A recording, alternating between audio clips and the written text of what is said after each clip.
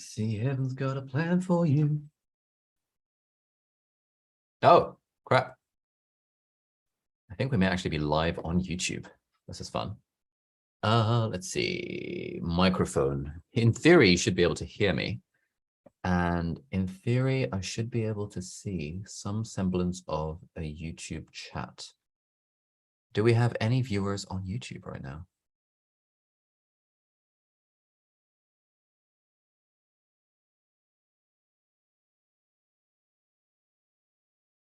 Oh, crap. Hey, gang. Whoa, sick. Okay, cool. I can see the chat. Welcome to the party. How are we all doing? Pop out the chat so I can see it. Good. Shove that over there. Excellent. That's okay. So let's put the chat over there. And this is going to be fun. Can you see me? Can you hear me? Wonderful. Okay, good. I see the chat. This is exciting. I like this. I do enjoy this. This is fun. Wait a minute. So how do I? Give me 1 second while I figure out how to make this work. We are in fact live streaming a Zoom meeting. It's going to be super fun. Yes, indeed. Yeah, I thought I'd dress up for this. This is for our waiting list for our part-time YouTuber Academy, but we're just streaming it to YouTube because why not? Doing a bit of a session talking about how to grow on YouTube, fun things like that. So we'll see what happens. I think Angus should be joining. Hello. How are you doing? We are currently live streaming to YouTube, Angus. So I am going to pin myself. There we go. Can you hear me, Angus? Yes. Wonderful. And Angus, can you say something? And then people in the chat, can you hear Angus when he talks? Angus, can you say something, please? Hello, 1 2 1 2. Hello, can you hear me in the chat? Let's have a little look. Let's see if the chat can hear Angus. Ooh. What are you doing? Ooh. Good. Okay, so we'll kick things off in approximately 5 minutes. Let's see. Oh, hang on. I need to change some. Angus, can you change some settings on this YouTube live stream, please, so that the chat is in slow mode? If you have access to those settings, we're already starting to get some spam. It's really quite annoying. Yeah, we'll do it. Thank you very much. Most kind.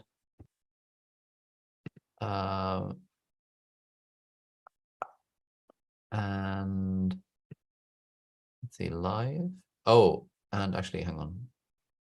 Wait a minute. For some reason, it hasn't. Oh, it's got it as an upcoming stream. Software stream. Okay, so let's delete this one. It's probably because it's not 7 o'clock yet. Oh, but okay. Huh, that's weird because Zoom apparently was streaming to this particular stream, which means if we can we just copy and paste the details from the one that we preset to this new one, just so it looks like it's got a thumbnail and like a description and all this kind of stuff, please. Okay, I'm going to go to live room here. Let's make sure we have spam settings all sorted. You can send messages. Subscribers who have been subscribed for at least, let's say, 10 minutes. Slow mode. Good. Hopefully that should sort things out. And live in 4 minutes. Good. In the meantime, if anyone has any questions about anything YouTube related, drop them in the chat and we'll see what the vibe is. How do I look? I think I look reasonable. Not bad. Not a bad look. Should get some part-time YouTuber Academy cufflinks or something. Thank you. That's most kind. Cool. Yeah, and Angus, you're editing the description, right, to make it, to put stuff in it and things, right? Yep. Sick. Thank you very much. Most kind. I wonder, should I have the ND filter on? How's this? This is reasonable. Quick question. Yes. What's up? Why aren't we using the one that was prepared? Because Zoom. So I selected it on Zoom, but it didn't it clearly didn't stream to that one that was prepared. I think we had this issue last time as well. Okay. I think it's a Zoom live streaming issue. Is that a problem? This might mean that the link is different for the people who are signing in from the email.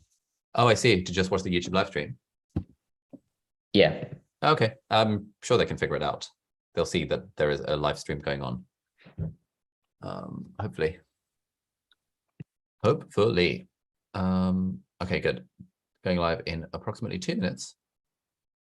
2 Minuten. You know what? Should I roll my sleeves up? Just roll my sleeves up for this. It'll be fun. What camera are you streaming with? Says Mladen. It's a Sony FX3, FX6. I can't remember. Like the one that's equivalent to the Sony A7S III.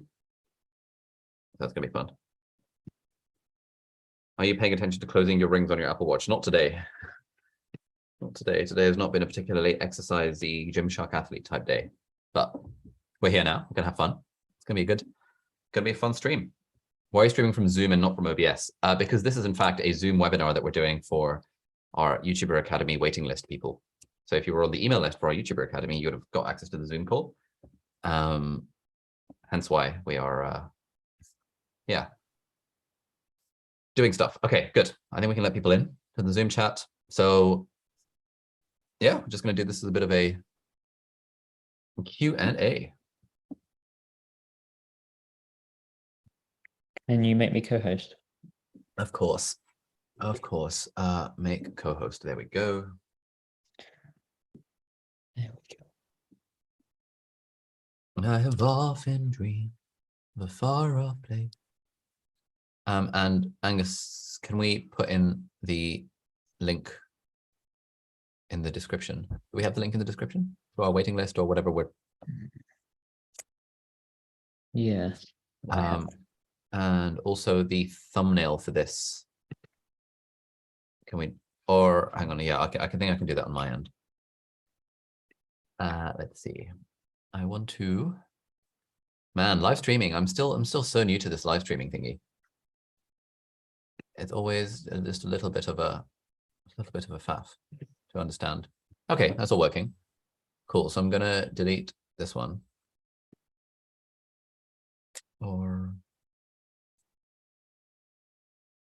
Okay, I think we're good. I'm gonna let people in.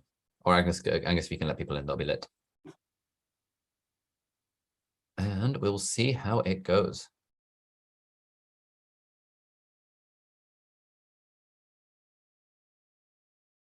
And in theory, cool, we have people joining the Zoom call. Hey gang, welcome to the live stream. Welcome to the webinar, whatever we call these things these days, about how to grow on YouTube, where I'm here. My name is Ali, if we haven't met before, and I'm here to basically answer a bunch of questions and share some of my philosophizing, for whatever the hell that's worth, on how to grow on YouTube in 2022 and beyond. This is a topic I've been studying academically for the last 5 years and trying to put into practice with my own channel and with the channels of various friends of mine and various team members and various students. The past 2,000 students we've had in our part-time YouTuber Academy, we've been applying the philosophies. So we will just give it maybe 1 more minute for people to trickle in via the Zoom chat. This event is also being live streamed as we speak to YouTube. But unless, hang on, let me just make sure. Yeah, unless I spotlight you. So if you, we're going to do a unmute yourself and ask a question type situation at some point very soon, people in the Zoom chat. But don't worry, you won't be live streamed to YouTube unless you choose to ask a question on the webcam and unmute yourself. Currently, I'm the only thing that's being live streamed to YouTube, so it's all good. Don't feel like you have to do your makeup or your hair or anything like that. I should have done mine, but hey, here we are. People in the Zoom chat, people in the YouTube chat would love to hear where you are currently calling in from, as it were. Calling in from seems like a weird phrase, but like, yeah, where are you based at the moment? I'm always amazed as to like how international kind of our audience kind of ends up being. Toronto, Canada, Mumbai, India, Egypt, London, UK, nice one. Dallas, Texas, Pune, India, Vancouver, BC, Romania, very nice. Mississippi, Germany, Cardiff, Vienna, Bologna, Italy, South Africa, Northern California, India, Huntington Beach, California, Berlin. Oh, we've got people from all around the world. This is absolutely sick. And yeah, just going to try and be as helpful as possible when it comes to growing on YouTube. So essentially, how we're going to kick things off is I'd love to just sort of share with you my 3-part framework for growing on YouTube. And then I want to open it up to the floor and we want to take as many questions as we possibly can from the audience, because you know, I've made some videos about this stuff. You might have seen me do the spiel before. But I think starting off with the framework will give us a little bit of a vibe check as to just so we're all kind of roughly singing from the same hymn sheet. And we're recording, we are live streaming. Let's go. Let's do a little bit of little bit of this, a little bit of that, and we should be ready to go. People from all around the world. So how does one grow on YouTube in the modern day? Boom, that looks good, doesn't it? How to grow on YouTube. Okay, now another thing I would love to get a little bit of a vibe check on is people in the chat. How many subscribers do you currently have? Just like post the number. If the answer is 0, that's totally cool. But it's very useful for me to get an appreciation of how many people are complete beginners, how many people are intermediates. Yes, let's enable live transcription. Oh, we've got Madiha with 3.7K. Nice. We've got Kate with 15K. Very good. Christian with 100,000 and loads of people with 0. That's totally fine. We've got Sophie with 5K. Oh, hey, Sophie. Sophie, your name seems familiar. I'm not sure why. Yeah, we met before recently. We might have met recently. Oh, that's why your name seems familiar. Cool. Awesome. 763, 333. Loads of people in the chat with 0, 920, 1500. Okay, cool. So you can all see what the vibe is with our kind of subscriber levels on the chat. Now, I want to, so that's useful to know. Essentially, the way that I think about growth on YouTube is that it comes in 3 different levels. There's level 1, there's level 2, and there's level 3. And the nice thing about this sort of method is that sort of the things that you do to grow on YouTube are different depending on which level of the process you're at. So level 1, I call get going. That is what we have to do at level 1. At level 2, we need to get good. And at level 3, we need to get smart. Now, I'm going to throw some numbers out here. Take these numbers with a pinch of salt because this is very, very, very rough. But generally, I'd say that if you've got less than 100 subscribers, you're in the get going stage. You just need to make videos. You just need to get going. You need to get started on YouTube. If you have sort of 100 to maybe 1,000 subscribers, then you're in level 2-ish. You know, it's all like a long-term process. Getting good is a thing that happens over the long term. And it's sort of 1K plus gets you into level 3, get smart. Now, the ideology here, the idea behind this method is that if you have fewer than 100 subscribers, the way you grow on YouTube is not by watching loads of videos about how to grow on YouTube. It's by just making more videos, because you learn so much by making videos that really all that matters is just lowering the bar and getting going and just actually making videos. Then between 100 and 1,000 subscribers-ish, roughly, pinch of salt, then we need to get good. We need to actually get good at making videos. Now, crucially, get good comes after get going. A lot of people think, unless you have camera quality that looks as good as this and like fancy lights in the background, you can't start a YouTube channel because your quality is not going to be good enough. That's not the point. The point is, like at level 1, if you have less than 100 subs, the main thing you need to do is just keep on filming videos because you'll learn so much through the process of filming them. Level 2, you can get good. And then level 3 is get smart. Now that's where the fun stuff comes in. That's when we think about what is my niche? What am I actually going to make videos about? What's my competitive advantage? All of those things. And there are so many mistakes that I see, having taught this course, Part-Time YouTuber Academy, for over two years now. Actually, it's weirdly long time, 2 years, to over 2,000 students. The people that don't succeed are the people that like kind of have a false start and then they kind of fail to be consistent with their YouTube channels. It's because they kind of are doing the wrong things depending on what level that they're at. So I would love to hear in the chat, based on this model, what level are you at with your YouTube channel? What level are you at? Are you level 1? Are you level 2 or level 3? Good. People are engaging with the chat. This is what I like to see. This is a good vibe. Level 1, level 2, or level 3. Again, the sub count thing is very, very, very rough. Like if you had a YouTube account since like 2007, like I have, you would have just picked up the odd subscriber here and there over time anyway, just because your friends and family would have been like, hey, sign up to your contacts on YouTube. So you might have 100 subscribers, but you haven't made any videos. Clearly, you're still at level 1. Similarly, if your channel is like ridiculously old and you just uploaded random ass videos of wedding speeches, but now you're actually going to take YouTube seriously and you've maybe got 1,000 subscribers from that, you're clearly not actually at level 2. These are just very, very, very rough numbers, basically based on what things people need to get going. So essentially, this is a framework. Level 1, level 2, level 3, get going, get good, get smart. And now, I mean, I can go into this. I can basically talk about this stuff for absolutely hours at length. But I want to open the floor to the Q&A now, because I think this will be hopefully be more valuable as a Q&A rather than just me giving a spiel, because you can see me doing a spiel in other formats. So if anyone has any questions in the Zoom chat, please do consider raising your hand and we can try and address the questions. And we'll just do this as a bit of an experiment. We'll see how it goes. And all right, let's try this. So we have a question from Alice. Let me spotlight you. How do I do this? Oh, hello, Alice. Welcome to the party. What is your question? I should ask you to unmute. Hi. Well, my question is about changing niches, because I started my YouTube channel when I was 10 and I had very different interests back then. I used to make baking videos and cooking videos, and I don't do that anymore. And I want to change to something more related to academics and study videos.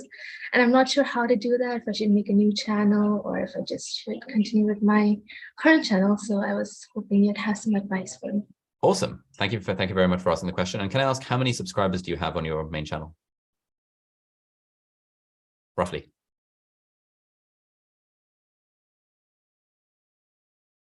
Oh, I think you're muted again. Yeah. I have 350. Okay, cool. So there's like different ways of answering this question. So let's unspotlight you, and I'm going to try and make this answer quite kind of relevant for a lot of different people, because the broad question is, I've been making videos about thing X, about this around this kind of niche, but now I want to make videos about this other kind of niche. How do I do it? Do I start a new channel, etc., etc.? The first thing to say is that in your case, Alice, 350 subscribers is a negligible amount of subscribers. If you'd said 300,000 subscribers or even 30,000 subscribers, I'd said, okay, let's figure out a way of kind of making this channel pop because it's already gotten growth. But with 350 subscribers, I think honestly, you could just start completely from scratch and start afresh and just create a new channel and do the kind of stuff that you actually want to do. So that's like the sort of short answer. But I actually do want to give a bit of a longer answer around this, because people always ask this question of like, I'm in one niche and then how do I change to another one? Now, I am going to use the example. Let's use myself as an example. Initially my niche was medical school admissions, basically helping people get into med school. And now I've got some kind of audience for med school admissions. Now, let's say I've done medical school admissions for ages and I've decided I want to change my niche to cooking. I want to teach people how to cook, right? The cooking is like over here somewhere. Now, it's kind of weird for me to change my niche so radically from medical school admissions to cooking. But if I was going to do that, I could imagine, like hypothetically, I might think, okay, I've been making content for medical students. Let me now slowly branch out into content for students generally, to like how to have a successful experience at university. Within that, let me start making some content about like how to cook healthy meals on a student budget. And then with that, let me transition into cooking as like my YouTube channel. But this is if my channel was already established, I would be making that slow transition over a period of months, like many months, maybe even up to a year. I'd slowly start incorporating this kind of content into my channel. But because these two audiences are so radically different, if my channel didn't have any traction, I would just be like, nope, they're so dissimilar that there's no point trying to grow the same channel. Let me just start a new channel. So that's one way of thinking about the niche questions, like how far apart are these things? But like the nice thing about like changing your niche on YouTube is that you can always do it. You just need to do it intelligently and slowly over time. So in my case, let's use my example, medical school admissions. And then I made vlogs about medical school, vlogs about Cambridge, all that kind of stuff. Okay, so now we're kind of branching out a little bit. Then I did sort of how to study content for students. So, it's still sort of somewhat related to the niche, but it's like a little bit further apart. And then I did sort of how to be productive.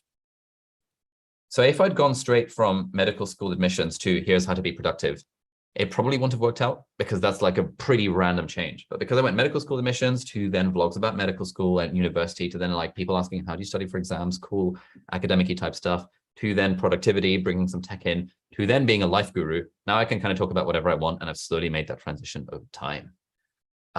So hopefully that addresses kind of the niche question. If anyone has any other questions, well, please feel free to stick them in the chat, but you can also raise your hand on Zoom and we'll see what happens.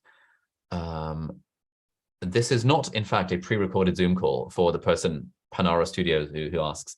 Sometimes, like, people always have this weird reaction. It's like they see a fancy camera and they're like, whoa, pre-recorded. No, I'll show you the non-fancy camera. This is the non-fancy camera. This is like my webcam, and you can see like what a mess I've got behind me. But I like production value. I like this kind of stuff. Anyway, let's take a question from Tina. So I'm gonna, how do I add spotlight? Why isn't it letting me add spotlight? That's very strange. You can't add spotlight if their camera's off, Ali. Oh, I see. Okay, Tina, in that case, do you want to unmute yourself and you feel free to ask your question?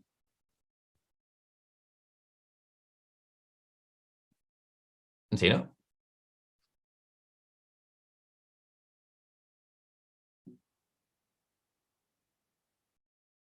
Okay, cannot hear anything from Tina. We'll try again a little bit later. We have a question from Ben K. Ben K, how are you doing? Would you like to unmute yourself and ask a question? Hey, so my question is, how important do you think looking at the views is compared to, like, obviously when you're starting out, you're probably not going to get many views. Should you just completely ignore the analytics? Well, not the analytics, but in particular, how well your videos perform? Okay, great question. And can I just a bit of context? Presumably you're just starting out? Pretty new, yes. Pretty new. Okay, awesome. That is a very good question. To what extent should you ignore views? To what extent should you look at analytics versus not when you're starting out? Let me go back to our model. Level 1, level 2, level 3. So someone who's just starting out is squarely in level 1. At level 1, when it comes to analytics, you can completely ignore analytics. Analytics are totally pointless when you're at level 1. When you're less than 100 subscribers, you have no views anyway. No one gives a shit about your content. No one cares about your views. Like, nothing's going to happen. No one's watching your stuff. Great. This is good. This is a great place to be because it means you can just put crappy videos out there, because generally the model is that unless you already have loads of background experience as a filmmaker, someone like Matt Diavella, someone like Peter McKinnon, who came into YouTube with a pre-existing background in video production, whose videos were good by default, your videos are currently crap. And therefore, to get to a point where your videos are good, you need to just make a lot of them. And ignoring analytics is the way forward at that stage. But when we get to level 2, this is where I'm going to add a bit more nuance now, because at level 2, it is somewhat useful to think about analytics. So at level 2, we're trying to make a good video. So what is it that makes a good video? How do we judge what's a good video? Generally, the way I think of it, so there's like an internal barometer for a good video. And then there is an external barometer for a good video. The internal barometer for a good video is that I think my video is good if it passes the cringe test, i.e. I don't cringe at it when I watch my videos, and I don't cringe really hard if someone I know says that they've seen one of my videos. If it passes the cringe test, then that's pretty good. That's when my content is no longer embarrassing to myself. This should be liberating for people who are just starting out, because it's like your content will be embarrassing to you for the first several videos, maybe even tens of videos, maybe even 50 videos. They might just be really embarrassing. I cringe when I look at my old videos because I think they were terrible, but that's fine because that's a sign of growth. So internal kind of, I think my videos are good is one way of getting beyond level 2. But then we have the external one. And generally there's 2 things that, well, 3 maybe, sort of views, or rather, hang on, no. So clicks, watch time, and subs, to an extent comments as well, and to an extent views. So these are all different metrics. Like, what's your click-through rate? How many people are clicking on your thumbnails? What's your watch time, your average view duration, your average watch time, et cetera, et cetera? How many subscribers are you getting from your content? If someone hits a subscribe button, that's a sign that they like your video enough to hit subscribe to want to see more videos like that. How many comments are you getting? Are you getting people saying, this video is really good, like sick? How many views are you getting? That's like, I think, the least important number here, because all these others are more important. But generally, you'll find that at the point that your videos start to become good, you will see them gaining some amount of traction. And, good generally means useful to someone watching it in some kind of way. It could be entertainment, or in my case, it could be education. And you'll start to get a feel for like, oh, I put this video out. Normally my videos get one or 2 views, but this video got like 5. Oh, sick. That's cool. And then you maybe make another video on that topic. And you're like, whoa, that video got 10 views and it got 1 comment. And that comment was someone saying, it wasn't a comment from someone saying first, it was a comment from someone saying, wow, this was actually a surprisingly good video. You start to pick up on those data points. And that's kind of when you know that your videos are starting to get good, because you're starting to see that traction. So it's a very long-winded way of answering your question, Ben, but basically when you're starting out, it's completely okay to totally ignore the analytics. And then generally the way most people see growth through the archaeologist method, which we can talk about later, is that you throw a bunch of spaghetti at the wall, you make a bunch of different videos and different things you're interested in, and you have a bit of a finger on the pulse to see, oh, that video number 12 that I made seemed to get like just twice as many views as videos number 1 through 11. Okay, that's interesting. Let me make more videos and video on that topic that I made for video number 12. And in that sense, you then start thinking of views as a bit of a metric to think about. But overall, you don't need to worry about it too much. It doesn't really make much of a difference in the early days. Thank you for asking the question. I hope that was vaguely helpful. Yeah. All right, let's take a question from Adrian. Adrian, what is going on? I also cannot see you. Are you? Ah, perfect. Adrian, what's up? Can you hear me okay? Loud and clear. Okay, my question is related to the previous two questions. I have a channel that's basically around knowledge, around tech and science. I got 300 subscribers. The trouble I'm probably seeing is that I'm not strictly adhering to a narrow niche, but I'm touching a couple of things like astronomy and flying, for instance. And now I'm wondering, is that there are many channels who do that, but they're probably at the guru level, like you mentioned. And I'm wondering, is that a dangerous thing in an early stage to kind of serve a couple of niches, or what to do about that? Okay, great question. Thank you very much for asking it. Let's explore the niche question. And I'm deliberately being like more long form in my responses, just so it can be helpful to other people. And so you kind of see where I'm coming from. Because like, the honest thing is that there's no right or wrong answer here. All I can generally advise on is based on my own personal experience and the experience that I've seen other channels grow and the mental models that I use to think about this stuff, which in fairness, like is also corroborated with how other big YouTubers think about this stuff. But like, there are no right answers. Hence why I'm gonna show you my working. So if you disagree with my working, we can talk about it. Let's draw another diagram. So people always ask about the niche question, like what should my niche be? How do I know what my niche is going to be? How do I figure out what niche that I want to make videos in? My niche is too saturated. What should I do about that? All that kind of stuff. All that comes down to the niche question. In a way, I don't like the word niche because I think the word niche actually gets people thinking in the wrong kind of ways. The way that I like to break down this concept of niche is in two ways.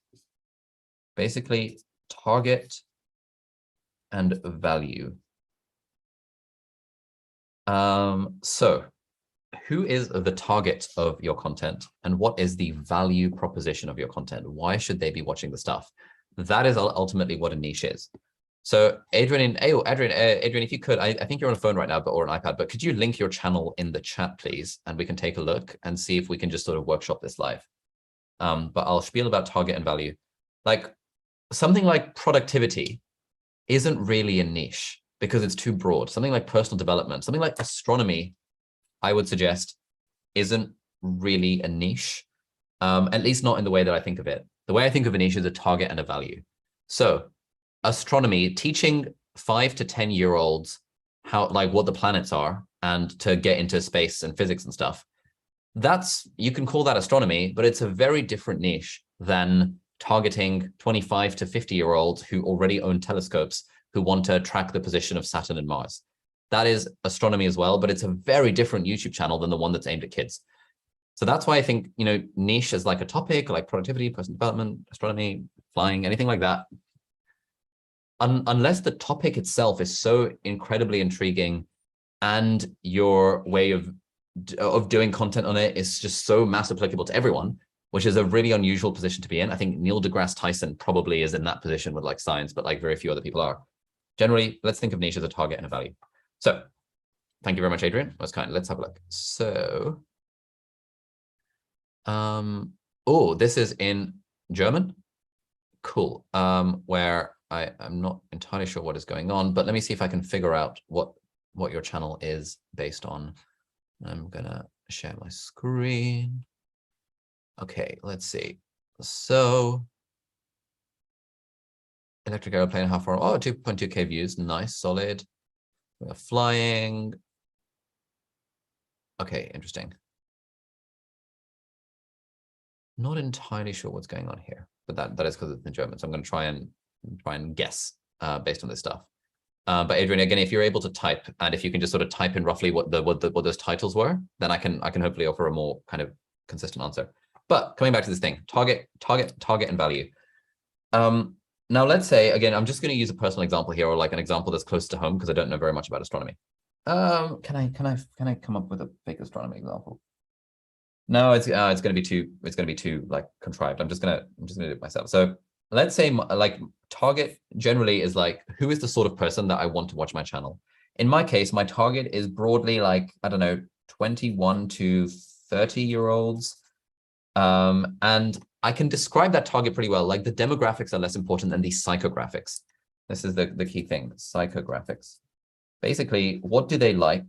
What do they not like? What are their needs and wants and hopes and dreams and aspirations? So if I think of my target audience, it's like I'm imagining someone who's a few years younger than me. So maybe myself, but when I was 21 or 22, when I was still at university, and I was interested in entrepreneurship. I wanted to be more productive, wanted to get good grades, wanted to find a wife, wanted to take better care of my health, want to read more books, interested in technology. Like I can have this in mind, this avatar of this person that I'm trying to speak to, want to make sources of passive income. Maybe you don't really want to be a doctor because it's not really my passion, but I kind of went into it because I didn't really know what I wanted to do. Not really sure what I want to do with my life, but like, you know, I'm interested in reading personal development books. I've read Atomic Habits maybe, and I'm like, oh, I like this idea of improving my life and the journey of personal development, all that kind of stuff. I have a very clear idea of who is my target audience avatar in my mind. That's not to say that the only person that I'm going to attract with my content is like a 22-year-old university student who's like a Cambridge medical student. I'm just imagining myself, but a few years younger, because it's very easy for me to speak to that person. And one thing I really like is, so for example, when Tim Ferriss wrote the 4-Hour Workweek, the way he did it is that he really struggled writing the book. But then at some point he opened up Gmail and he just put in the email address of one of his friends. And he wrote a lot of the book in that compose window. Because when you're speaking to a single person, it's a lot easier to make content because now you're not trying to appeal to like this amorphous blob of mass audience. You're just trying to speak to a single person. So for me, I have an idea of who's that person I'm speaking to. So that's the target. So what I would say is with your niche, Adrian, or anyone else listening to this, really think about who is the target for this thing. I also happened to be at a YouTube top creator event last week in Valencia, Spain, where there were loads of people who were, you know, employees at YouTube and Google and people who worked on the algorithm and stuff. And a bunch of other big creators with like, you know, I think the average person there of the 100 people there had like 3.5 million subscribers. So it was like very sort of high-end YouTuber gang. And I was speaking to this guy who specializes in YouTube analytics growth coaching. And the main thing he said was, look, there's one thing that no one does, and that is really getting clear on what the target audience avatar is. And I was like, bro, this is music to my ears. This is what I've been teaching my students for the last 2 years, that like, you really need to get inside the mind of this target audience and think, who is the person that you're speaking to? So that's a target. Next, we come to the value, i.e. what is the value that this person is getting from my channel? In my case, the value I'm hoping that this person is that, you know, the channel shares ideas and strategies and tools and resources to help you build a life that you love. Sounds a bit broad, build a life that you love, but it's like, you know, I'm imagining this person a bit younger than me. They want to build a life that they love, and I'm going to teach them how to do that thing. So it's clearly educational content. In your case, Adrian, like what's the value proposition of the channel? Let's say you were an astronaut and you were targeting people who were interested in astronomy. Maybe they just really liked science when they were young, and you're giving them an insight into life as an astronaut. Great. That is the value proposition. You're giving people an insight into life as an astronaut. Let's say you're a pilot and you've got some flying videos, and you're targeting people who are interested in aviation. Maybe they like the idea of getting a pilot's license themselves at some point. Maybe this is you 5 years ago, 10 years ago, 2 years ago, Adrian. And maybe you're thinking, okay, I want to make content that helps this person get into flying as a hobby. Maybe you're just making a general sort of your target is general audience interested in the concept of astronomy, and you want to kind of generally educate them on astronomy. The issue is that the more broad you're trying to go as a beginner, the less likely you are to succeed in that space, because generally it's hard for a non-targeted message to come through. If your target was like, I help 16 to 18-year-olds in the UK who are interested in becoming pilots get their pilot's license, it's actually fairly easy to grow on YouTube because the algorithm will figure out who that person is, will figure out that your content is relevant to them, and will serve it to them. But if you're trying to say, I help anyone in the world get into astronomy and develop a love of flying, that's really, really, really hard to do because YouTube has no idea how they're going to target people with your content. So generally, people say niche down to blow up. What that generally means is that if you can laser focus on a single avatar and solving a single problem, you're more likely to succeed. Succeed meaning grow.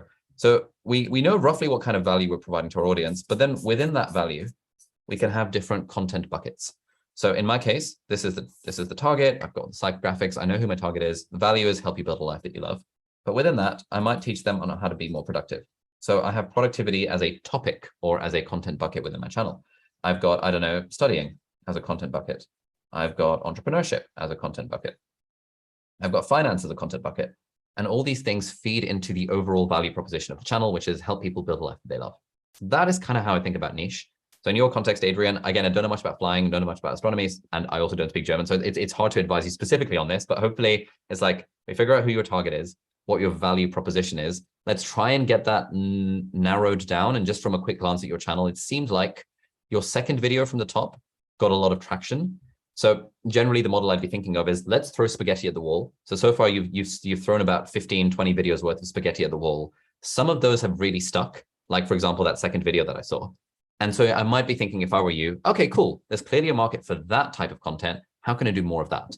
And then you do a bit more of that while still being a little bit experimental. And over time, by throwing spaghetti at different walls, and by, if you notice it landing on a target, you keep on throwing spaghetti at that target alongside having a bit of experimentation, you end up with what people would describe as a niche. And you're like, oh, I have ended up becoming the guy that just gives people tours of different types of cockpits and different types of aircraft.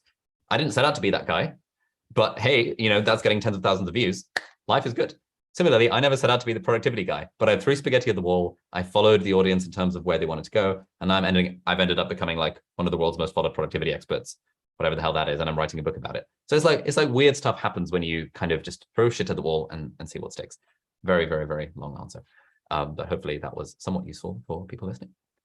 All right, let's go to Adam. Hello, Adam. How are you doing? Hi there. Yeah, so I've recently started YouTube and it's my dream to be a YouTuber when I grow up. I'm just studying for my A-levels and I don't really know if I want to go to university. I'm just wondering, would you recommend I focus on YouTube or do my degree and then do it on the side? Or yeah. Oh, good question. What sort of content are you making? It's like fitness and like self-improvement. Okay. And what are you intending to do at university? Probably economics. Okay. Why economics? I just find it interesting. I don't really know like what career I'd do out of it. My teachers have just said it's good pay. Okay, nice. This is a great question. So I get this a lot whenever I give talks at schools and kind of conferences and stuff. The question of, should I do YouTube or should I go to university? My advice is always go to university. The reason for that is because it's really hard to, it's really, really, really hard to succeed on YouTube and make a living out of it. And going to university and doing a proper, inverted commas, degree that can land you a quote proper job, it's easy enough to do a YouTube channel on the side when you're at uni. You have loads of spare time at uni. Like you don't need to be a full-time YouTuber to grow a YouTube channel. And you just have loads of spare time at uni. Your lectures will be maybe like 2 hours a day. And then the rest of the time you can do whatever the hell you want. You can even skip lectures as long as you're passing the exams, that's all good. But at least it gives you a main backup option. And there's an incredible value in having the certainty of a backup option, knowing that, you know what, worst case scenario, if this YouTube thing doesn't work out, I can just go get a job. And to be honest, the fact that you're a YouTuber means that you will become it'll be very easy to employ you. If you have an economics degree and you're a YouTuber, you know how to do content, end-to-end content production, you've got creativity, you know how social media works. Any company would be like, hell yeah, we want this guy because he's demonstrated intelligence by virtue of the university degree and the flex status symbol of that. And also he's a YouTuber and that comes with so many skills. I love hiring YouTubers for my team. I know a lot of people who employ people at startups and they love hiring people who have done content and social media because everyone is trying to start a YouTube channel for their business. All that said, it's really hard to succeed on YouTube. It's really hard in particular to succeed in the field of fitness and in the field of personal development because those are very, very, very large and very saturated markets. So unless you have a really interesting angle or an unfair advantage to exploit, or you're just working harder than everyone else, it's really hard to succeed in those, and the probability is fairly low, I would suggest. So if it were me, I would say, you know what, university, so that I've got at least a viable backup option. I'm assuming you don't have super rich parents who can just like give you shit tons of money just by default. And if that's the case, then sure, you can do what you want. But like you probably want to have a reasonable backup option. And it's easy enough, I think, at university, at most universities and in most degrees to do YouTube on the side. That would be my 2 cents on that front. Anyway, got a bunch of people in the chat who broadly agree with that kind of attitude. That is good. Hopefully that was helpful, Adam. Yeah, good luck with the A-levels. Let's go to Rachel. Hello, Rachel. Hi. So sorry, I'm nervous because you're like famous. Okay. It's all good. So we only have about 1,000 people watching the live stream as well, so you're good. So 2 things. My channel is basically about making videos about, well, I used to have severe eczema and I went gluten-free and it all went away. So that's what my channel is about. And so 2 things. One, I have like a high internal cringe factor when I think about my friends and family, not my immediate family, but if it's getting to people who like need to know about it, then I'm like, great, let the message spread. But then when I think of people I know, like knowing that stuff about me, I feel weird. And then 2, my most popular video is not related to the direction I want to go in. Do I like kind of milk that? It was like the secret to Indian hair. And I'm like, I don't know if that's what I want to be like known for. But yeah, what are your thoughts on that? Okay, great question. Can you link your channel in the chat just so we can have a look, if you don't mind? If yes. we can get over the internal cringe. Yeah, give me a minute. Sure. So there was kind of 2 things. Number 1, internal cringe. Number 2, my most popular video is not the direction I want to go. What do I do about that? Do I delete the videos? Like, do I double down on it? Like, what's the deal with that? Yeah, so in both cases, this is a situation that I've seen loads and loads of times. So hopefully I can just kind of offer you a broad perspective on how people I know have approached answering those. The first one is the internal cringe situation. There is always going to be a level of internal cringe when you're when people that you know in real life see that you have a YouTube channel. It's still considered a kind of weird thing to have a YouTube channel. It's not like so mainstream that people are like, oh, of course you have a YouTube channel. That's totally normal. There's still a bit of like, dude, what are you doing? Like you're putting yourself out there. What the hell? And I think, who was it? Was it like Oprah talked about this back when she used to be like really overweight and then she lost a load of weight. And she said that in the process of losing loads of weight, she actually lost all of her friends because they were all overweight as well. And there is this idea of like, whenever in a friendship group, someone kind of breaks out of the mold and someone does something, oh dear, police on the road. Someone does something that's a little bit rogue, then there is a chance that it almost like crabs in a barrel, like the other crabs will like want to pull them down. There's nothing you can do about it. It's just human nature that is sort of a thing that happens in some kind of friendship groups. Generally, there's no way around it other than to just do the thing and to ideally think about, as you kind of said, that this is a thing that could potentially help someone. And if this video helps at least like one person, you know, am I really going to be that person that like doesn't help people out just because I'm worried what my friends and family are going to think? Like, what the hell? And for most people, the answer to that, no, I don't want to be that person. I want to be bigger than that. I want to be the person that helps people. And if people laugh at me, screw them. Like they're sitting on their in their room watching Netflix while I'm at least trying to help people on a YouTube channel. So that's sort of how I think about the internal cringe. It definitely gets better over time. I had a lot of people in my university being like, "Oh, Ali, put the camera away. Ali, have you got consent from everyone in this lecture hall to film this lecture?" Or you know, things like that. And those same people were 2 weeks later when the channel blew up, were just like, "Oh my God, Ali, can I be in a thumbnail? Like, can I be in your video?" You know, that kind of thing. So you will see a sudden reversal when things start to become particularly successful. I think also the nice thing about educational content, which is probably what you're doing, looking at your thing, is that like, you know, people don't really have much criticism to say. It's like, what are they going to say? Like, "Oh, you dickhead, you're making educational videos that help people like cure their eczema. You terrible person." Like, they're not going to do like that. Maybe if you were dancing on TikTok, at that point, they might have a little bit more kind of ammo to laugh at you at. Even then, it's still not very nice. And I mean, we shouldn't laugh at people, but like, you're doing good. We just got to get over the internal cringe response. The second one was I've made a video that's gotten big, and it's not the niche. It's not really the direction I want to go in. This is a trickier one. There's sort of two options here. Do a little diagram. Just because I find it easier. So sort of viral video, not my niche broadly. Question mark. You've got two options. You've got double down. Actually, you've got three options: ignore, double down, or unlist. So ignore means whatevs. I have a viral video. It's pulling in views. Some views are better than no views, and at least some of those audience might be like, oh, you know what? Actually, I'm going to subscribe to Rachel's channel because it's like pretty cool, and oh, I have eczema as well. So you have some level of benefit that you get from that sort of stuff. Indian hair and eczema is also not radically worlds apart.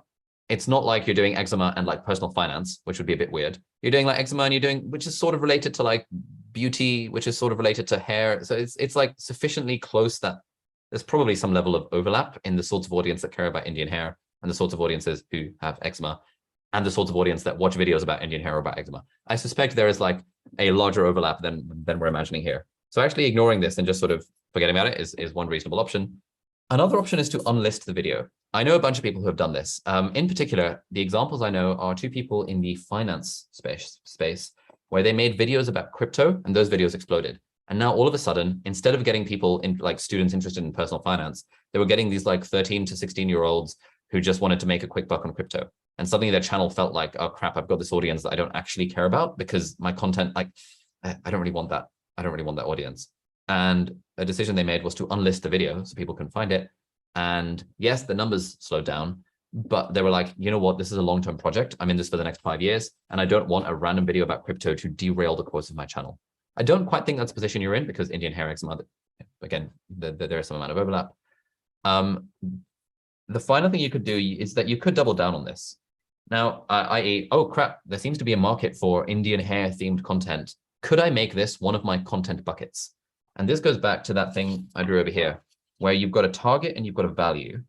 In your case, I suspect the target might be sort of potentially people with eczema, potentially like people your age, maybe people a bit younger than you, whatever the psychographics of that target look like. Your value is I help you take better care of your health, potentially, or appearance, or beauty, or like whatever you want that value proposition to be. And now, in terms of your content buckets, one of them could be the gluten-free. How going gluten-free can change your life. That's a content bucket. Another content bucket might be hair care or something, which is, you know, still appearance, beauty, somewhat tangentially related to health. Another one could be, I don't know, makeup. I know nothing about this. I'm making shit up. Another one could be clothing if you really wanted it to. In a way, it's good to keep things like targeted, but it is also a reasonable option to double down on this if you think, you know what, that Indian hair care video did well. I reckon, like, so I've thrown spaghetti at the wall. It's landed on Indian hair somehow. Let me, like, what would it look like if I threw more spaghetti at the Indian hair care wall? If you think that's the worst idea in the world, and I have no interest in making another video about Indian hair care, then great. You've tried it as an experiment. It's worked. Whatever. We can just ignore it. But if you think, you know what, Indian hair care, I think I can make a video about like how to hair care for non-Indians, or whatever that looks like. I know nothing about hair care, but you could choose to exercise that option if you wanted. I think right now it's totally fine to ignore it. I probably wouldn't unlist it if I were you, because it's not so radically a departure from your main audience. But I think it's a good problem to have in this particular case. So hopefully that was helpful. All righty. This is good. We're going to keep going. This is fun. Would love to hear a read from the chat. Are you finding this helpful? What's been helpful about this? Shall we continue in this kind of format? Similarly, people in the YouTube chat, this is, you know, just generally how I do Q's and A's. People put their hands up, get people on, and then I try and give a little bit of a philosophical treatise as to why I'm answering the question and the way I answer the question. Ends up being a bit longer than just having a clear answer, but there's no such thing as a clear answer on YouTube. Okay, sweet. Excellent. Glad to hear it. So Tina, we have a question from Tina in the chat. Here's my question. I have 0 subscribers and not too much time. I'm in the get-going stage. Is it okay to hire an editor for all my videos, or will that stop me from getting to the get good stage? I film cooking videos. Okay, great question. Question here is, should I hire an editor from day one? Yes and no. I think okay, so my general answer for this is the number 3 videos. You should edit 3 videos by yourself, and then you can outsource editing. The reason I say 3 videos rather than 0 videos is because when you edit your own videos, you just learn so much. You're just like, oh, this is what I look like on camera. Oh, I should really speak slower. Oh, I'm saying so often that it's really hard for me to cut out the ums. Oh, when I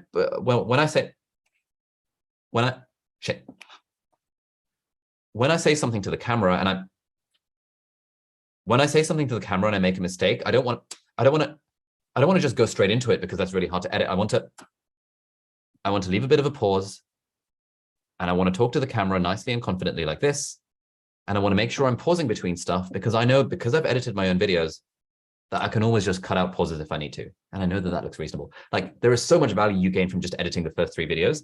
You just get sort of massive acceleration of like the learning curve, sort of video 1, video 2, and video 3. Beyond the 3rd video, I think you get diminishing returns on editing your own videos. So I would say edit the first 3, and then by all means hire an editor. One of the big things that we teach on the course is everyone should outsource editing. Editing is a nightmare. If you want to be a part-time YouTuber, outsourcing editing is one of the single biggest levers that you can pull, because editing takes about 10 hours a week just by itself for a single video, depending on how fancy you want to go with the editing. So I'm very, very, very bullish on people outsourcing editing as soon as possible. And it's something we teach and encourage a lot in the course as well. Sweet. Right. Where to find good editors? Oh, we talk about this so much in the course, but basically Upwork, people per hour, Fiverr. There's this whole process on how to find an editor. We can talk about it if it's relevant, but I think that mostly we have lots of beginners here. So it's like, for most beginners, hiring an editor isn't the main priority. Getting started with outsourcing video, with filming videos is a priority. How much is editing videos when farmed out? Again, depends on what country you go to, but at the budget end, around about, I'd say $30 per video is sort of the low end. Maybe 50 is the mid end. Sort of 100 is sort of high-ish. And then the prices for editing go up to sort of like, I don't know, $1,000 per video. But really, you get a lot of improvement, 30 to 50 to $100, maybe to 150. And then at that point, you stop seeing a very noticeable improvement. Unless, of course, you're trying to hire an editor who has like really next level skills in motion graphics and animation. That's a special case, and that becomes super, super expensive. But generally, $50 gets you a reasonable editor. Yeah, cool. Let's take another question. We have a question from Ali. Hello, Ali. Welcome to the party. How are you doing? Can you hear me now? Yep, loud and clear. Hello, fellow Ali. I have a question. So basically, I have a really small YouTube channel, and I have like 2 types of contents I want to produce. So the first one that is already ongoing is like tour guides. For example, now I live in Paris, so I just, strap a GoPro to my shoulder, walk around and talk about stuff, And I do those live on Twitch and then chop them up and put them on YouTube. And then the other kind of content is like software engineering course, which has nothing to do with my first targets, like absolutely nothing to do. And basically, I'm a self-taught software engineer, and the content I see online, I think there's a lot of really good things, but I feel like I could add value with my editing style and like basically the production value I want to add to the project to like demystify it for the biggest target audience, I would say. So what's the question? Yes, my question is, should I create 2 different channels, or should I just keep it all in one, since basically no one is watching my stuff so far, and just see what basically grows? 2 different channels. 2 different channels? Yeah. So let me tell you my reasoning behind this. So again, so at this conference I was at in Valencia, the guy who is the head of YouTube creator partnerships, who works with the YouTube algorithm, was trying to answer the question from someone in the audience: should I start a second channel for my niche? And his thing was, because the question was about shorts and about live streams, like, should I start a second shorts channel? And his whole thing was like, look, it's not about first channel, second channel. Really, it's about like, what is the audience? If you have a finance channel and you want to start dancing and do makeup tutorials, you should start a second channel. But if you have a finance channel and you want to talk about like finance related books, then okay, put it on the same channel, because the audience for those is the same. I think in your case, the audience of I want to be a software engineer versus I want to get a tour guide to Paris is so radically different that it's probably worth starting 2 channels for those. And as long as you enjoy both types of content, I think it's reasonable to throw spaghetti at the wall in both of them. I would just say it's really hard. Like it's hard enough to make content regularly for 1 channel, let alone 2. And I suspect that the software engineer has a higher revenue potential. So if it were me, I would be like, if I'm optimizing for making money, tours of Paris ain't going to make me any money. But software engineering courses, hello, there's some money in there. That's how I'd be thinking. Thank you so much. I was unsure since my channel is so small, but I'll go that way. Thanks. No worries at all. No worries at all. All righty. Let's grab someone else. Orestes. Hello. What a lovely name. How's it going? So, hey, Ali. My question would be, what is your opinion on YouTube Shorts versus normal YouTube videos? Because currently I'm doing both. And I will say I'll post a lot of content. It's like every day I post a short and like 2 videos a week. So my YouTube channel is like a little bit overflowing with content. I've took the get going state of your level state a little bit too hard. And I see that traction is very different, especially with the YouTube Shorts. And I don't know where to put my focus in right now. So yeah. Okay. Can you link your channel just so we can see what it looks like, please? Oh, yeah, no problem. Cool. So I will start answering that question while that's happening. Okay, shorts.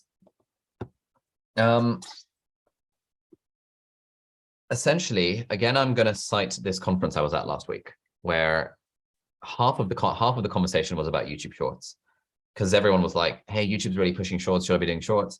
Everyone there had succeeded on YouTube from long form content. We were all like creators with millions of subscribers who all had built a career off YouTube of long form content, and now all of a sudden this shorts thing comes in, and essentially the response from YouTube was broadly that what they're trying to push is the idea of the multi-format creator. So what they were saying is that like it's not like long form versus short form. It's that like, how do you serve your audience in the best way?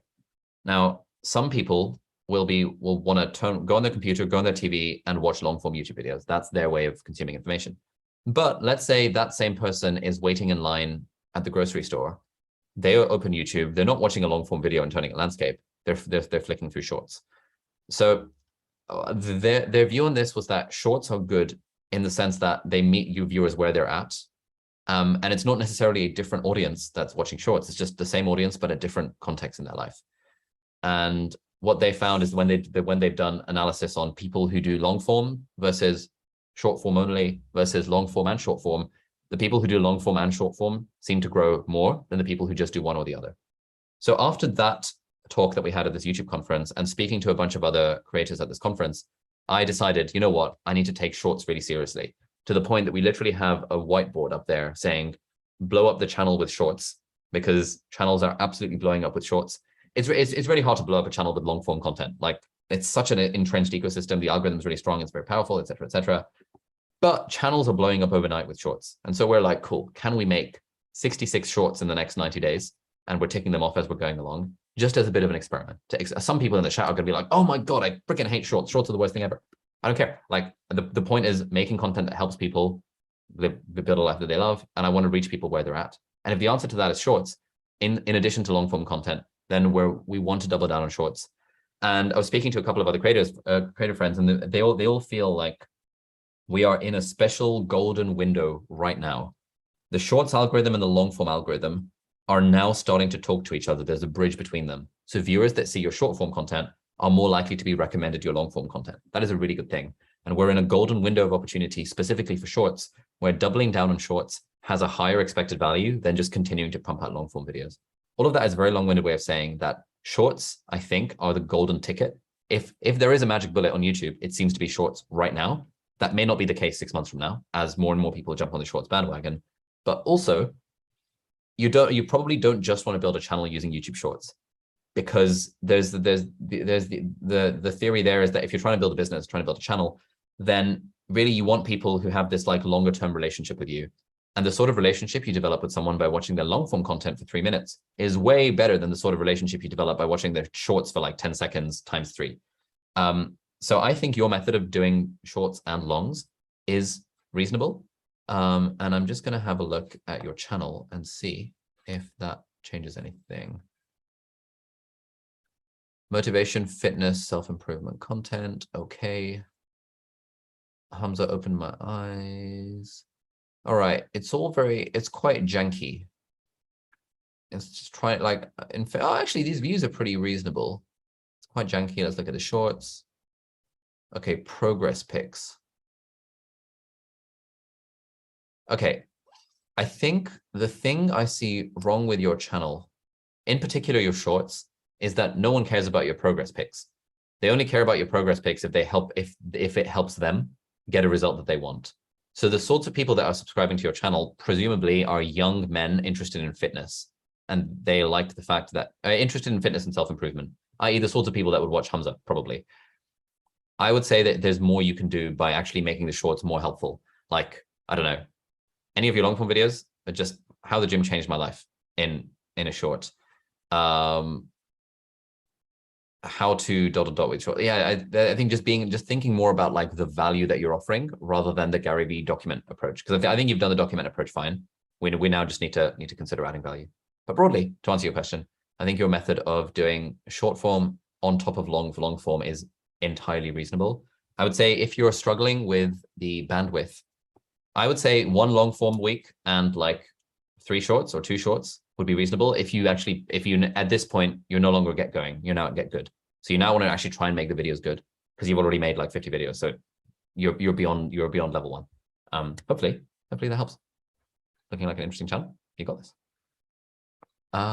Cool. Let's go to Christopher. Hello, Christopher. Welcome to the party. Oh, I like your setup. Oh, thanks. Can you hear me? Yeah, loud and clear. Hi, from Chicago. So my situation is similar to yours in the beginnings, where you had a career and then you were trying YouTube out. So my situation is that I also have a career. I'm a little bit older. I have 2 kids, so that adds on to it. So going straight to the point is I really have about 15 hours per week to really do either YouTube and blogging. So the question is it realistic and feasible to have a successful YouTube? And also, is it a good idea to complement blogging and YouTube at the same time? Okay, great question. Did you say 15 hours per week? Yeah, so roughly about 3 hours a day, which is Okay, during the awesome. nighttime. Nice. And how successful is your blog at the moment?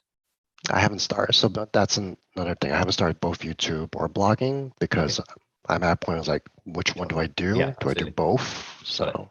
And what sort of audience are you going after? Similar to yours, productivity, happiness as well, but mine's a little bit more of a financial background. Yours was medical, mine's more in the fintech space. Okay, interesting. And what's the goal here? That's an interesting question. So there's 2 folds. One is I'm also debating on this. The answer is either to increase going around marketing, whether it's for a new product or for other people's products. Or a second is really to create an audience to promote my own product. And that's also what I'm trying to figure out. Okay, and how old are the people that you're going to be targeting with your product? If you could pick one age. So that's probably a difference between mine and yours. Mine's probably in my age group, which is like early 40s, people who have a family, who have a career, but also may also want to try something else on the side to see if that would be more successful for them. Okay. Okay, so that's useful to know.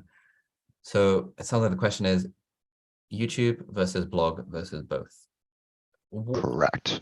What's your instinct on this? So I was watching your Overthinking YouTube, And I'm kind of like that. I'm more thinking about this. I definitely know that for sure. And to be honest, my instinct, I'm kind of stuck. I'm paralysis, like you mentioned.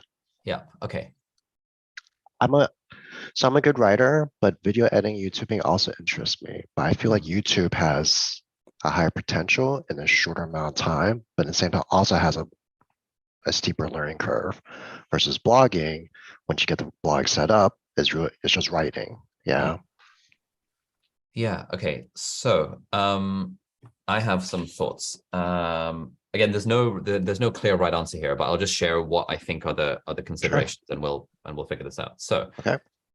Let's think about this. So YouTube versus blogging. Now, I think blogging as a concept in 2022 is a bit dead. What blogging looks like is Twitter and LinkedIn these days.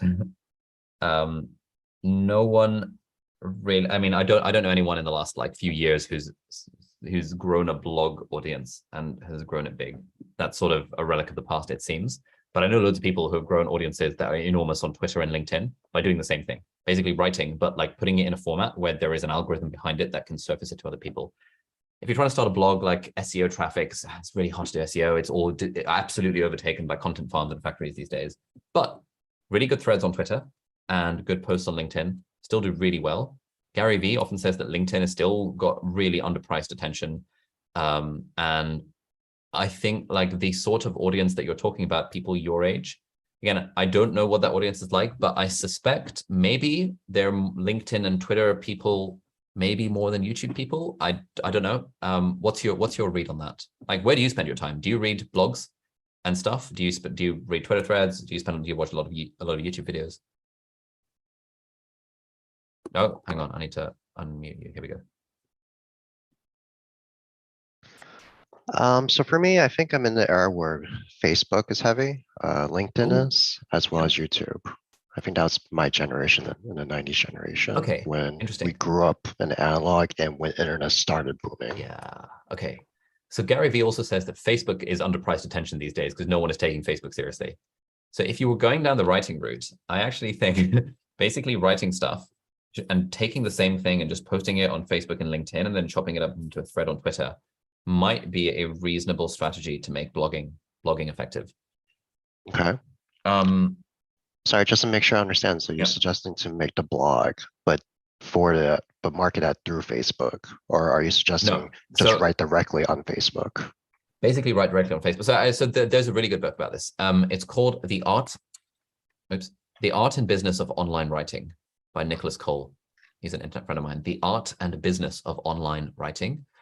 And I think I've been recommending that to so many people. Anytime on our YouTuber Academy, anytime someone asks about blogging or writing and stuff, I'm just like, read this book. It's got the whole shebang. Okay.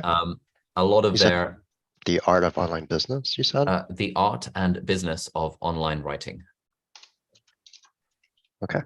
Nice. Angus has very kindly put a link, a little thing in the chat there. That's really good. So thank you. Basically, the model in that is what I've just said. Blogging is dead. No one will find your website. It's never going to happen. But writing native posts on Facebook and on LinkedIn and on Twitter, maybe even on Quora, depending on how you want to target it, maybe even Medium. But basically taking the same content and just copy pasting it across Facebook, LinkedIn, Twitter, I think if I was starting a blog today, that's how I'd go about it. Yes, of course, I'd still have it on my blog, but like no one's going to ever find my blog, and so I need to actually post the stuff on LinkedIn for the algorithm to recommend it.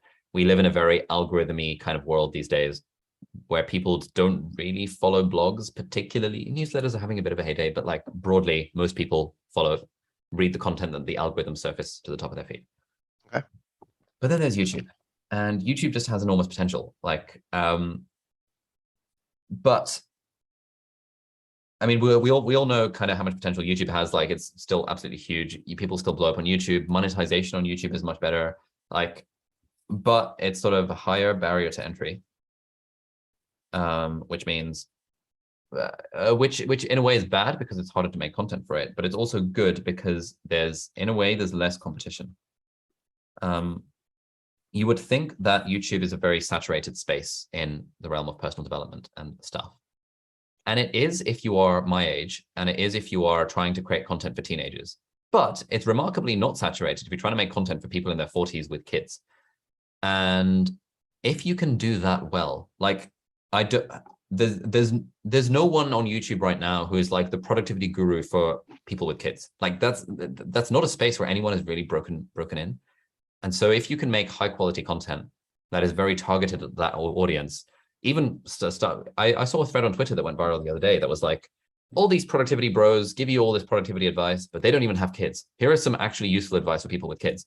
And everyone with kids was like, oh my God, thank you so much. All of the other bros, they're just single men who like make productivity content. And, you know, I was like, yeah, fair enough, fair play. So it just kind of depends. No massively clear answer. I think what I would, okay, here's how I approach it.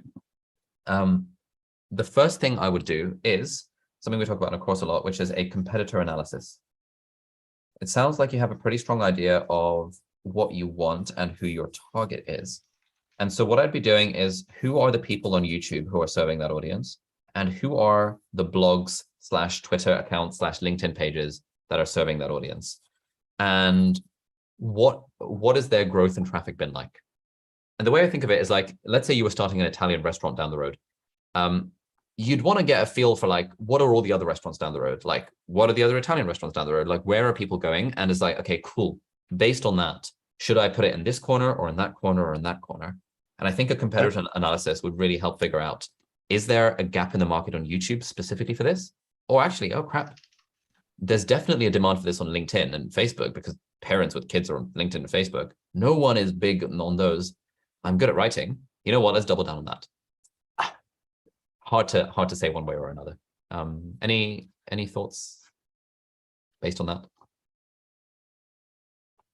So was that towards me or Yes, towards the audience? Yeah, no, Okay. Yeah, it does. I think that's helpful, and I don't want to hog up time because I'm sure a lot of people also have questions. But if there is time later on, I also had a question about like, how do you filter out misinformation from other YouTubers when you're researching content? So the reason why I was extremely interested in your channel is because I feel like, based upon looking at all your videos as a whole, from a holistic view, I feel like I could trust what you're saying. Versus some people in other YouTube, they have similar subjects, but you're not sure they're trying to sell you something or scam you something or over exaggerate, right? And that also causes more confusion the more you read. But like I said, I don't want to hog all the time. No, sure. No, I get it. Firstly, thank you. I think I never use other YouTube videos as my sources. I only ever use either books which have a level of vetting, or like research papers themselves, which also have a level of vetting. Yeah, I mean to interject, but I also been using a lot of books, but even books, they also have conflicting views too. And even based upon who writes the book, it's also hard to gauge. Yeah, this is it's a difficult one. There's no easy way around that. Okay. But I mean, even the fact that you're thinking about it means that you're probably going to err on the side of making trusted, authentic content rather than scammy type content. Thank you for your time, and thank you for all your videos. No worries. No worries. That was a fun one. Cool. We have a couple of questions from the chat. So let's do a couple of chat questions. See what happens. Okay, so Sharma, or Amit Sharma, says, great webinar. Thank you. Zero YouTube experience, no YouTube channel. I like the idea of exploring this part-time to see where it goes, hence how I found you, smiley face. However, I'm unsure whether I want to show my face initially. Main reason is that I have a senior role, so slightly concerned about work colleagues, particularly subordinates, seeing the videos. Is this a legitimate concern? And is YouTube worth pursuing if I don't want to show my face? Okay. We get this question a lot.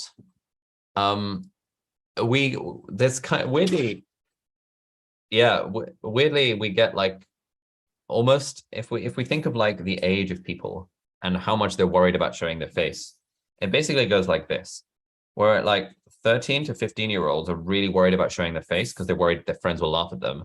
But also like 40+ execs are like really worried about showing their face because they're worried about like, what will work think. And people in the middle don't seem to care. So it's just like, if I think of the people who have asked that question in the past, sounds like you're definitely in this category. I don't know how old you are, but like, clearly kind of successful at work, senior at work, people, you have subordinates, etc. Is it a thing you should be concerned about? I think the easy thing for me to say is, no, don't be concerned about this. Obviously, you will know your own industry better than I do. But like, yes, YouTube is a little bit weird, but also like, it's not that weird anymore. If this was 2007 and you were a C-suite exec making YouTube videos, it would be a bit weird.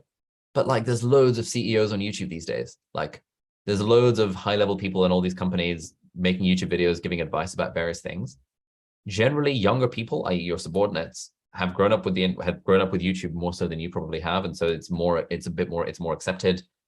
Maybe they'll be like, oh lol, Amit's doing YouTube videos, but at that point they're going to stop caring because they'll be like, oh, whatever, you start a YouTube channel. Like, loads of people are doing that these days. And unless the content you're doing is like really weird, well, weird is the wrong word, but like would come across as really strange. Like, let's say you're an executive at McKinsey, a consulting firm, and you suddenly start doing dances with your kids. At that point, maybe there's some level where like your subordinates might be like, this guy is supposed to be our senior partner, but he's doing dances with his kids. That's a bit rogue. But if you were making personal development content about books, content about management, content about leadership, content about growing a business, content about finance, content about personal like fitness, any of this kind of stuff, no one cares. Like, it is unlikely to have a negative impact on your professional image at work, probably. But again, your mileage may vary depending on your industry. The next question was, is YouTube worth pursuing if I don't want to show my face? So the faceless YouTube channel, there's a word for it in the lingo. Is it worth making a faceless YouTube channel? I would say it is definitely possible, but it is harder. The reason faceless content is difficult is because when you show your face, generally people, like if you think of the content that you watch on YouTube, you generally connect with other people. YouTube is still a people type platform, so you connect with other people. It's really hard to build a connection with a viewer if you don't show your face. So what do you do instead if you don't want to show your face? You need to have really good writing. So the content of the video itself needs to basically stand on its own. You need to have generally really good animations. So generally, the faceless content channels that I know who are really good, content channels like Wendover Productions, channels like Kurzgesagt. Kurzgesagt has a team of like 70 people, of which 50 are animators, just to animate these faceless YouTube videos. No one knows what he looks like. His name's Philip, he's a nice guy. No one knows what he looks like, but he's got a team of 70 animators to make faceless YouTube videos. Similarly, Wendover Productions, people know what he looks like. His name's Sam, nice guy. But like, loads of research, loads of writing, loads of editing, loads of animations go into those videos to make a faceless YouTube channel successful. That's really hard to do. I don't think I could succeed as a faceless YouTube channel because I don't have the time to do all those animations. And at the start, I didn't have the money to hire someone to do all those animations. Having said that, there are always examples of people that do succeed on it. It's just not necessarily a path that I would recommend, because I think it's easier to succeed on YouTube if you show your face, personally. But it's like with all things, like, you know, can you succeed in basketball if you're a bit shorter? You can, you know, Steph Curry, I think, is fairly short and succeeded in basketball, but generally the people that succeed in basketball are the people who do it, who are a bit taller. So I think it's sort of like that kind of vibe.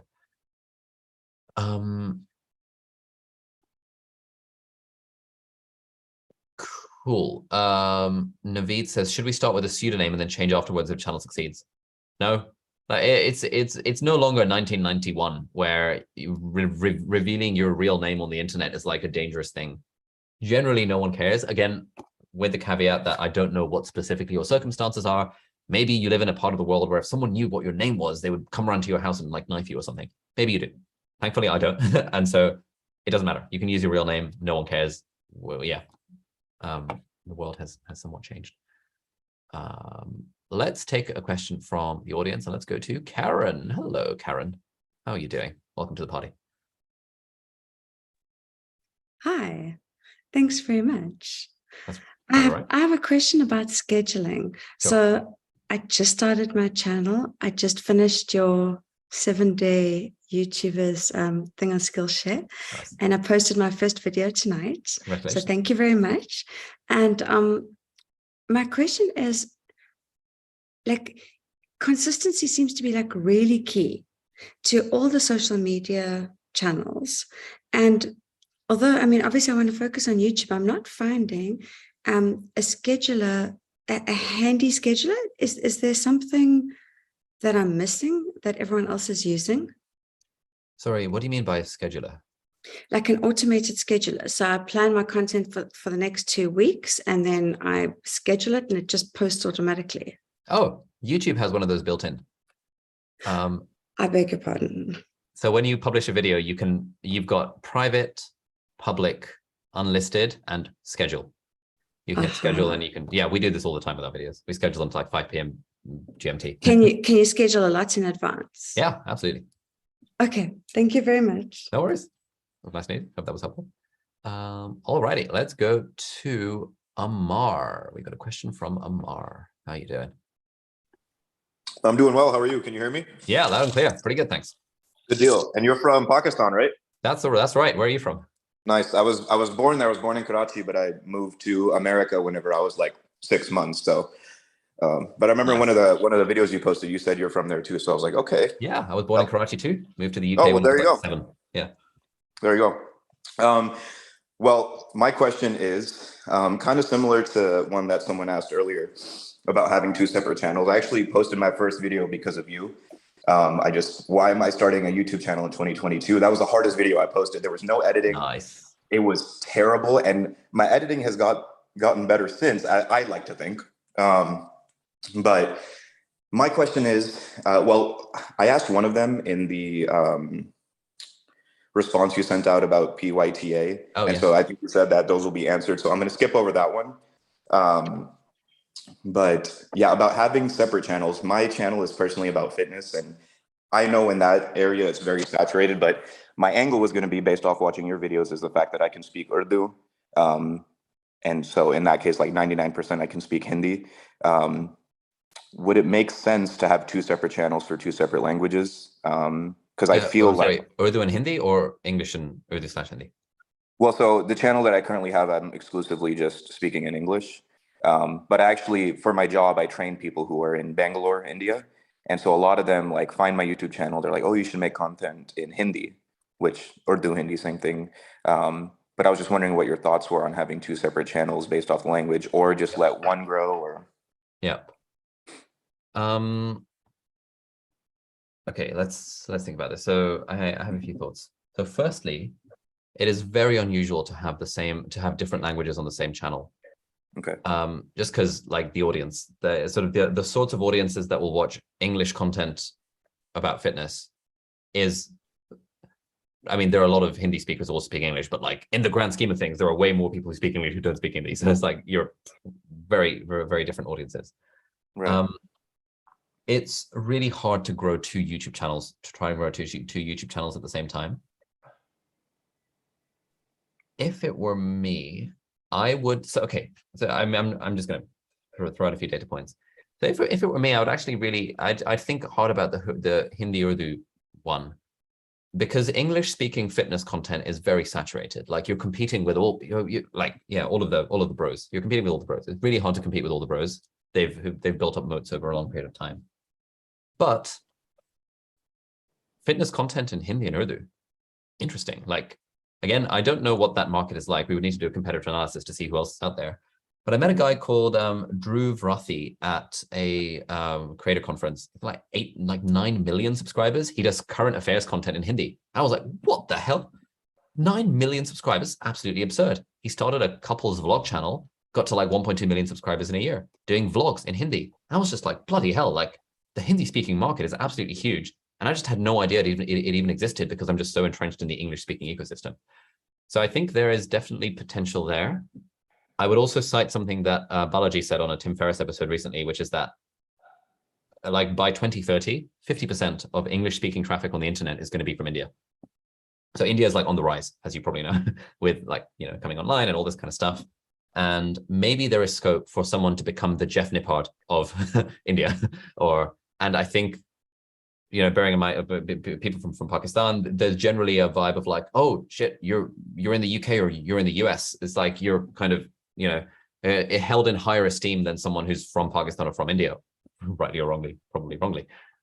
So you have that unfair advantage there. So if it were me, I'd be like, I can't really compete with Jeff Nippard, but maybe I could become the Jeff Nippard in Hindi. How does that sound? Is that kind of what you were thinking as well, or? Well, the only reason I even thought about in Hindi or Urdu was exactly that. Yeah, like the bodybuilding scene in India is blowing up. Like there's a lot of shows happening there. And you're exactly right about when I train these classes and I do have people from India, they like call me like Amar Bai, or like, you know, like, and Yeah. like exactly like you said, like I'm held in a higher like standard just for being in America. And so a lot of them message me like, oh, can you do content like this? Or they'll message me on Teams during work, like, what did you eat today? You know, XYZ. So, Nice. and I remember one of the videos that you posted, you said, what is your, you know, unique niche? And in your case, it was being like a medical student, right? It was at Cambridge, is that right? Yeah. And so for me, it's like, well, I have the fitness content. Yeah, I can't compete with the Jeff Nippard or exactly, right? But if I can say that in Hindi or in Urdu, especially with the bodybuilding scene, like, and just fitness in general blowing up there, and like how you were saying, like social media, just with India becoming online, a lot of them message me even after class, and like they're telling me, so I literally have an audience telling me, hey, make this content. And then on my YouTube channel, I'm still making stuff in English, and I'm like, oh, I'm getting like 5 views. But if like I made this video and sent it out to all the people I trained, how many of them would then share it with their friends? And so that's the angle I was coming at. And then nice. So yeah, honestly, I think that's such big potential. I think like what I've been seeing a little bit is like there's someone I know is, you know, who did basically a channel like mine, like medical student, doctor, productivity, studying type stuff, but did it in Spanish and got to like 200K within a year.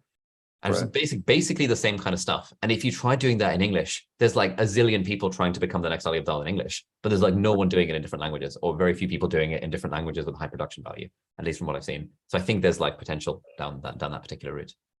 Gotcha. And then throwing one last one. So I do want to sign up for the highest tier of PYTA. The only thing is just scheduling, since you're in the UK. And I asked this in the question, but it can just be a yes or no question on your end, so you don't have to take up too much time. Would it still make sense if I like couldn't attend any of the live calls? Based on what I'm seeing, the time that it starts for you would be 8 a.m. for me, which is when I start work. Would it still make sense to do the highest tier one? Because based off what I'm seeing, that's the one that I do want to get whenever it opens the cohort. Yeah, it would. So actually, the exec calls as part of the highest tier are at, where is it in the calendar? They're at 9 a.m. and also at 5 p.m. UK time. So 9 a.m. UK time is probably too early for you, but 5 p.m. would be Central Standard Time for me. Okay, hang on. My keyboard is disconnected for some reason, so I can't type. Yeah, I think it would. Okay. To be honest, you can sign up. By the end of it, if you're like, actually, it wasn't that worth it, we can always just like refund you the difference or whatever. Like, we're very, very chill about that sort of thing. So yeah. Gotcha. Okay, well, thank you so much, man. I appreciate it. No worries. See you soon. Bye. Yep, bye. Okay, we are gonna start to wrap this up. This has been very enjoyable. Thank you very much for joining the live stream. I'm just gonna try and bash out a few more questions. We've got 838 people watching on YouTube. We've got like 100 something in the Zoom call. This is all very fun.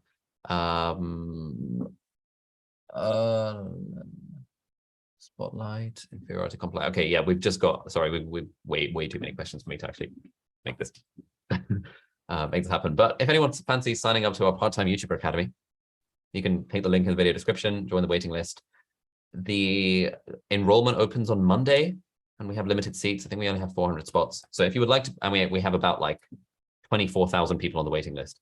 So if you'd like to be one of the 400 to join this cohort, where I'll be teaching you in this sort of format live, it's like basically every Monday we have a 2-hour live session where I spiel and give you a presentation. In week 1, it's about finding your niche. In week 2, it's about idea generation. In week 3, it's about titles and thumbnails. In week 4, it's about like systemizing the whole thing and making your videos good. And in week 5, it's about like monetization. So each week we have a different theme. We have homework where you make videos. Our team gives you feedback on your videos.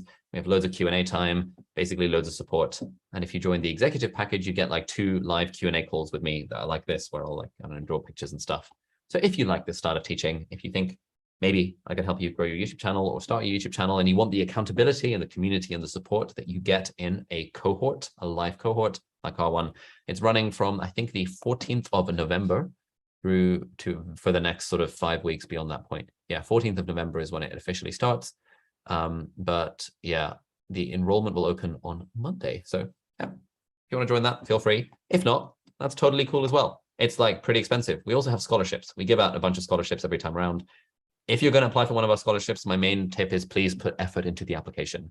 We always get hundreds and hundreds of applications. 95% of them are absolute trash because people don't put any effort into the application. And it's like, if we're going to give you a scholarship for like a $5,000 course, you would at least put some effort into the application. So please, I'm begging you, if you're going to apply for a scholarship, we love giving out scholarships, but only to people who put effort into the application so that we don't think you're taking the piss.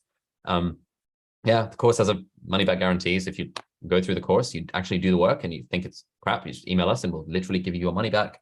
So far, out of 2,000 students that we've had, like 7 people, I think, have said, you know what, this wasn't for me. And we give them the money back. Nice and easy. It's like fairly low refund rate, all things considered. If you don't want to sign up for it, no worries. You don't need a course to succeed on YouTube.